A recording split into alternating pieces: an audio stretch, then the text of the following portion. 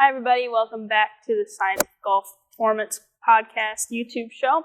I'm Alex, and today we're going to go over the fourth topic I have on my nutrition series, and that is meal timing. So why does meal timing matter? Why does it matter when I eat this versus when I eat that? For performance, this can have a huge effect on how we perform, how we recover, how we maximize our energy levels in the gym or out on the course. So there are a lot of myths out there about, you should be eating exactly this amount of carbohydrates before you work out, during and after. There is things that say you should definitely get protein in within 30 minutes after your workout if you're training intensely. These are all myths. We see more now than ever in the research that protein intake seems to be, in the large scale of things, very important when it comes to recovery. However, it's more about the daily intake rather than the specific times that you're eating them throughout the day. Now, it is ideal, and we do see that between 25 and 50 grams of protein per meal is the max that you can use for protein synthesis or rebuilding muscle mass and recovering and maintaining and building muscle, basically. So that's ideal. However, it does come down to that daily intake overall. And this is very recent research that has come out about protein and how much in a meal you should be eating and consuming, because we do know that you can absorb more than 20 grams of protein at a meal. It used to be only have this much at a meal throughout the day. We're very efficient at using protein and storing it and using it later. It seems to be between 25 and 50 is ideal though. But that is something that is still being researched, and it will continue to be. But today we're going to talk mainly about how we can maximize your meal timing around your workouts, between your pre-workout meal, your intra-workout nutrition, and your post-workout nutrition. So how can you maximize protein synthesis? How can you maximize recovery and energy? So when your pre-workout meal, for everyone, that's going to be different.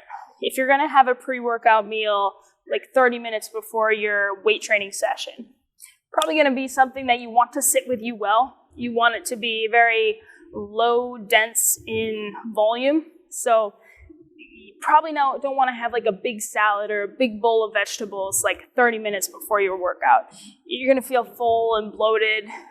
A lot of fiber can cause a little GI distress during your workouts. If you are someone who likes to eat a little snack before a workout, that's what it should be. It should be a little snack, maybe a protein bar, something very dense in carbs and a little bit of protein as well.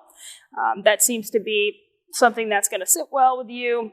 You're going to be comfortable with, whether it's maybe some graham crackers with a small protein shake, or like I said, a protein bar, a piece of fruit with a little bit of nut butter on it, something that's maybe a little bit dense in calories, but smaller. Like we talked about calorie-dense foods in the last one. That's where we can kind of utilize these to our advantage when it comes to meal timing. So you can also do a bigger meal, 2 to 3 hours outside of your workout, and that's when you can incorporate some larger amounts of food. You still want to incorporate mainly carbs and protein, lower amounts of fat in those meals to maximize energy in the gym, keep digestion well throughout the training. So a lot of this is going to be you trying out what works best for you. However, I'm going to give you the tools, you should be incorporating carbohydrates and protein mainly in those meals pre-workout. Okay. Now we go into the intra-workout nutrition. So intra-workout, when you're working out. Now, a lot of people, the average Joe that goes into the gym and trains for maybe an hour, 5 days a week-ish, isn't going to require a ton of focus on this. The average Joe is going to require, electrolytes and water and just hydration throughout their intra-workout nutrition, which is very important. You need electrolytes. You need to stay hydrated.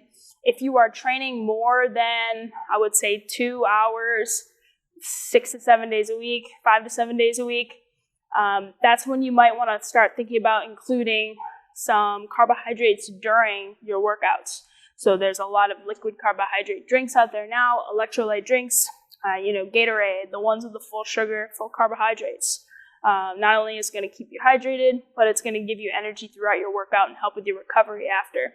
So, they have like Gatorades and flavored water now with added like carbohydrates for you.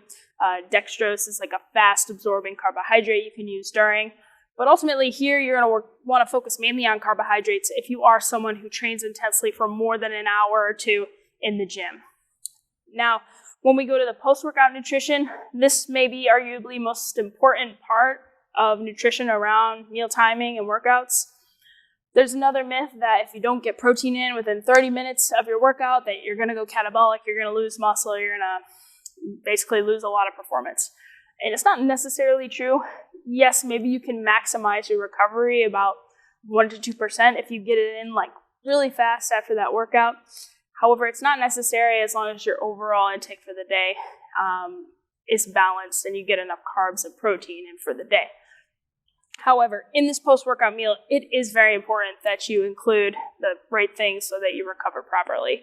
So you're going to want to have a good amount of protein, probably 20 to 35 grams, depending on male or female, how much you weigh. And then you're also going to want to focus on carbohydrates in that meal. The mix of protein and carbohydrates suggests more to the muscle, more recovery to the muscle, more protein synthesis. So you may ask, like, where does fats come into play here? Well, outside of your workout times is when you're going to want to include healthy fats. So let's say you're training in the middle of the day.